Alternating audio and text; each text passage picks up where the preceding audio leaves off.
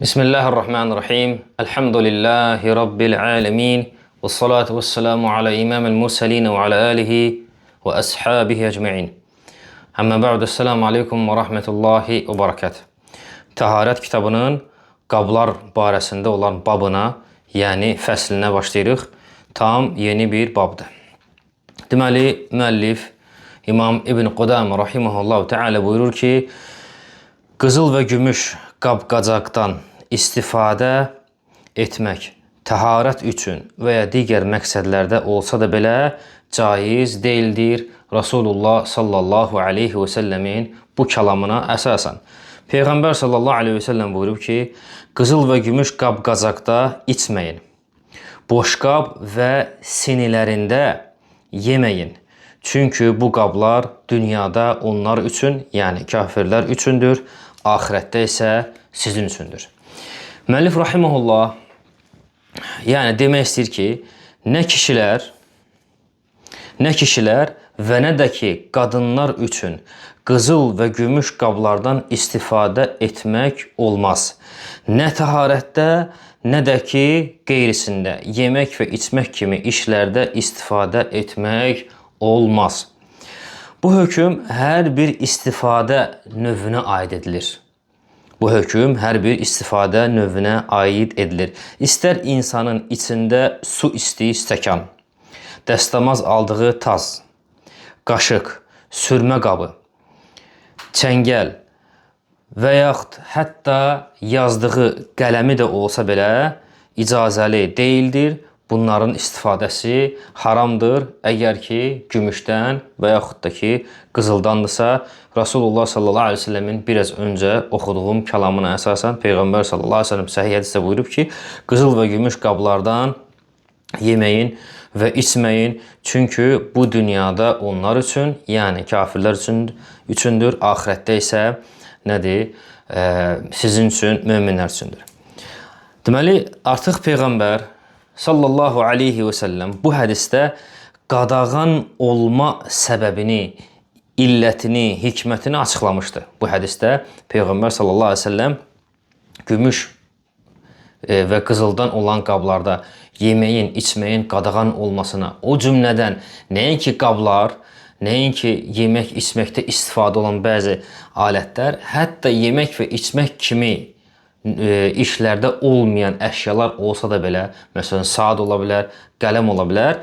Peyğəmbər sallallahu aleyhi ve sellem biraz öncə oxuduğumuz mətndə, oxuduğumuz hədisdə bunların hamısını qadağan edib və bu hədisdə də qadağan olma hikmətini, illətini, yəni səbəbini də açıqlayıb. Gümüş və qızıl qabların istifadəsi möminlərə axirətdə, kafirlərə isə dünyada olması, çünki hədisdə elə keçdi. Yəni möminlər üçün axirətdə, möminlər ondan axirətdə istifadə edəcəklər ki, dünyada isə bunu kafirlər istifadə edir.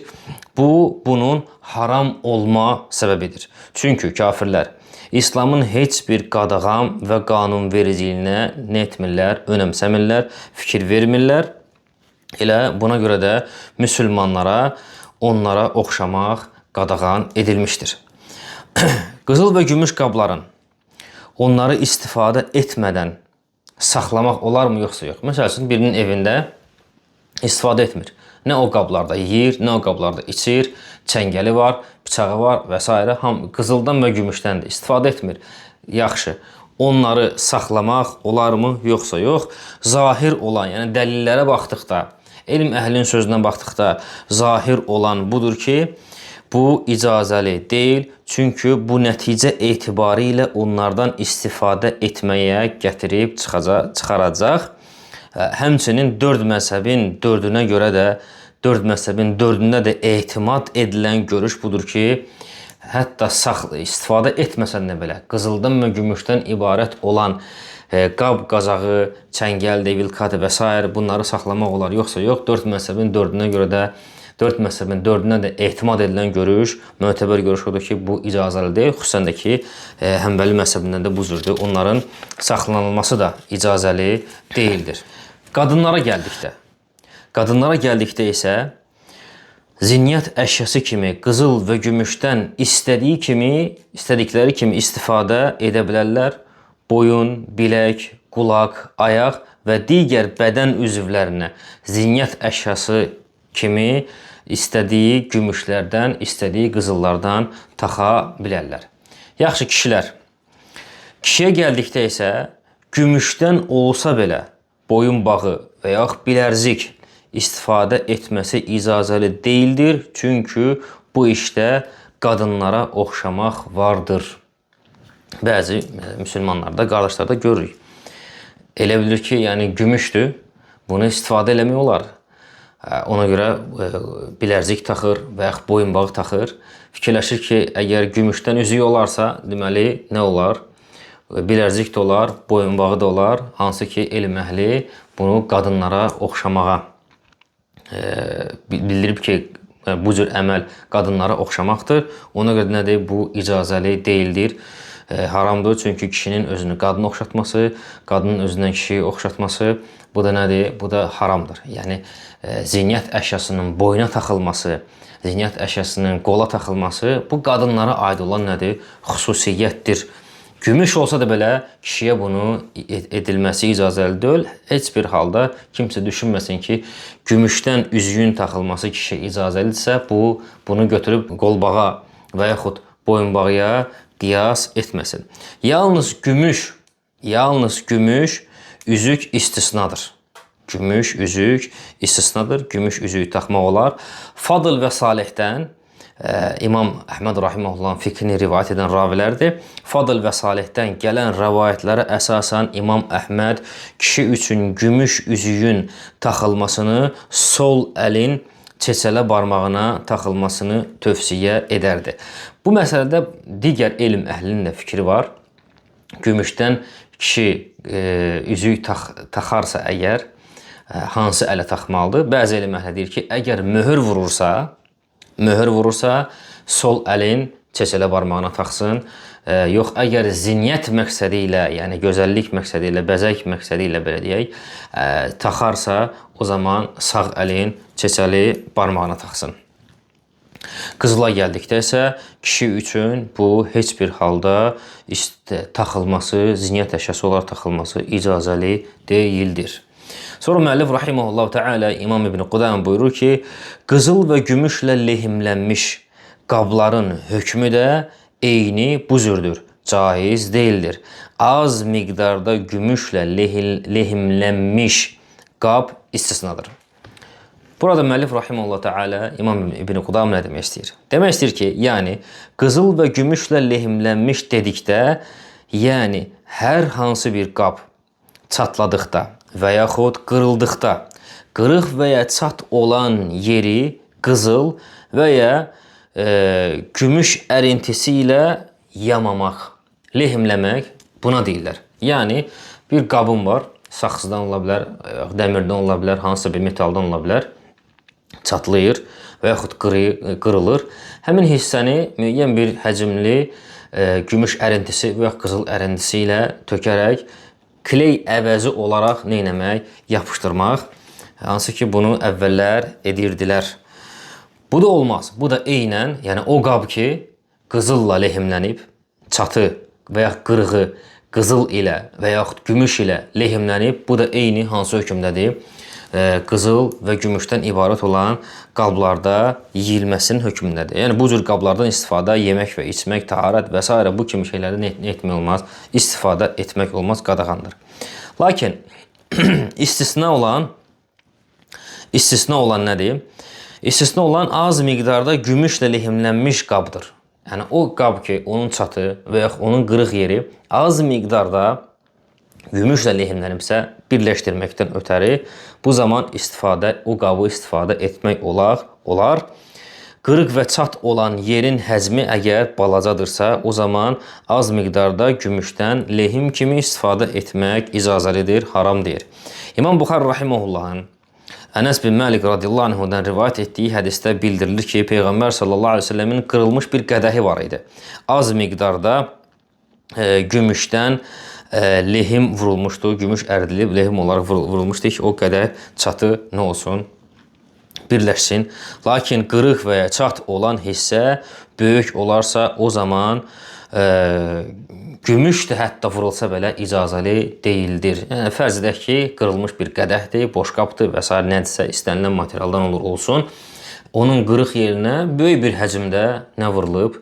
Gümüş vurulub. Hətta gümüş vurulsa belə nədir? O zaman istifadəsi icazəli deyildir. Bu eynən gümüş və qızıl qablardan istifadə etmək kimi sayılır. Amma az olarsa, azın həcmi də yəni insanın nəzərində az sayılan bir şeydir.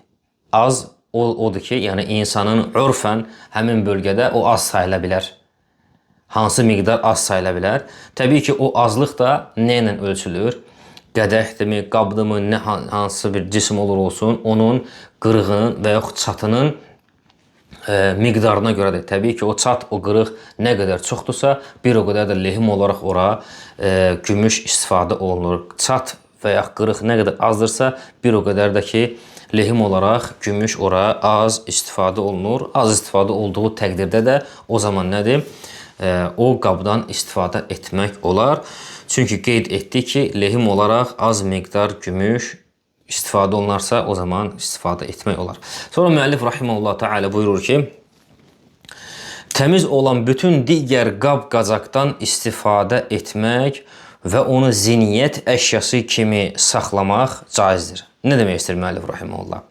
Demək istəyir ki, gümüş və qızıl olmayan digər metallardan, məsələn misli, dəmir, alüminium, taxta, daş və sair metallardan olan qablardan istifadə və ya onları ziniyyət əşyası kimi saxlanması icazəlidir. Olur, məsəl üçün, bir çoxlarımızın evində servant deyə bir şkaf deyək, içərisində bəzi qadınlar müəyyən metallardan, şüşənin növlərindən və ya saxsının növlərindən müəyyən formalarda qablar qoyulur. Onların ziniyyət əşyası kimi qoyulması və yox saxlanılması istifadəsində bir problem yoxdur. O ki, qaldı bahalı maddələrdən olan qablara, məsələn, qabdı almazdan, almaz və buna oxşarlarını istifadə və dəyərli əşya kimi saxlanılması, istifadə edilməsi və dəyərli əşya kimi saxlanılması icazəlidir. Fərz edək ki, hər hansı bir bahalı bir şüşə materialdır. O kimi qabı, o cür qabı saxlamaq və ya o qabdan istifadə etməkdə bir problem yoxdur. Necə ki, bunu müəllif İmam İbn Qudam rahimehullah təala özünün Muğni adlı kitabında da, fiqh kitabında da bildirmişdi.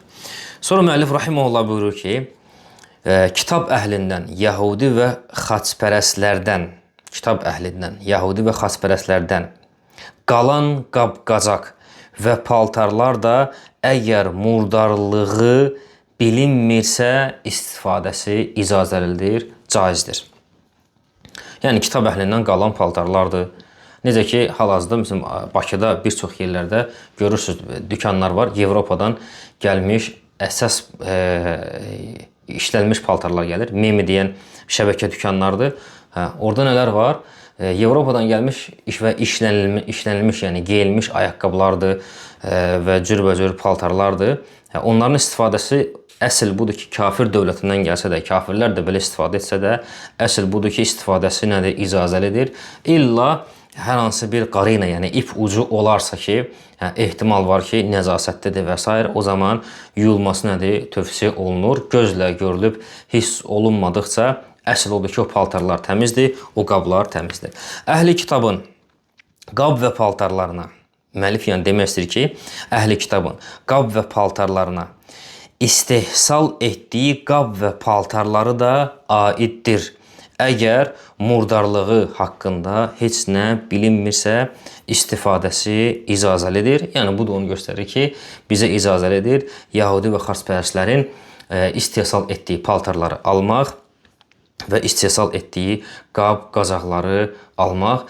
Lakin şək yoxdur ki, o kafir dövləti ki, müsəlmanların torpaqlarına soxulur, müsəlmanların qətl edir, müsəlmanları qətliama məruz edir. Şək yoxdur ki, onların istehsal etdiyi şeylərdən alınması qətiyyən icazəli deyildir. İstər bu yeyinti məhsulları olsun, istər bu məişət əşyaları olsun, istər də bu geyimlə əlaqəli olsun. Və heç zaman düşünmə ki, əgər mən bu paltarı almasam, bu məişət əşyasını almasam, bu yiyəcəyi almasam, bu içəcəyi almasam, mənim almamağımla nə olar ki? Bunun nə təsiri olar ki?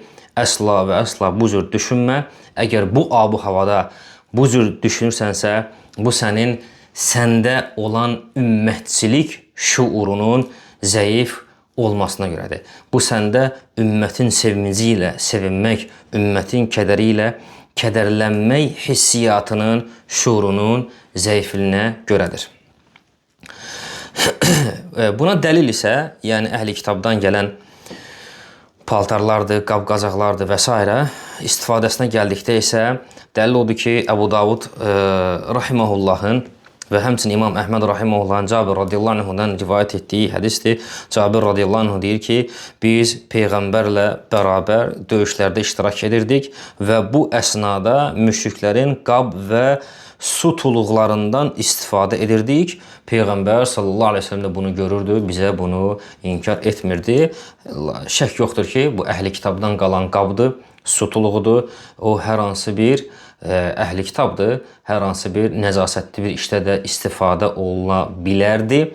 Lakin Peyğəmbər sallallahu aleyhi ve sellem görə ki, sahabələr ondan içir, sahabələr ondan dəstəmazda istifadə eləyir. Rasulullah sallallahu aleyhi ve sellem bunu qadağan etməli. Niyə? Çünki əsl budur ki, onların qabları və paltarları istifadə olunar və geyinlər. İllah ki, açıq aydın bir ip ucu görülməyənə qədər ki, nəzasətliyi daha üstündür ki, nəzasətlidir bu qablar və yaxud paltarlar, o zaman yuyulmalıdır. Lakin donuz əti, yəni misal üçün o kafir qövm ki, oradan məsələn paltarlar gəlir, oradan qablar gəlir, istər işlənilmiş olsun, istər də təbii ki, qəsd olunan işlənilmişdir, işlənilmiş qablar gəlir, işlənilmiş paltarlar gəlir və məşhurdur ki, həmin kafir qövm donuz əti yeməklə məşhurdur, içki içməklə məşhurdur və buna bənzər, donuz ətinə bənzər və içkiyə bənzər digər içkilər və qidalar istifadə edirlər. Məşhurdur ki, onlar bu cürdür. O zaman o qövmdən gələn qablar və paltarlar nə olmalıdır? Yaxşı yuyulmalıdır. Və bu miqdarla kifayətlənək, doğrusunu Allah bilir. Elhamdülillahi Rabbil alemin.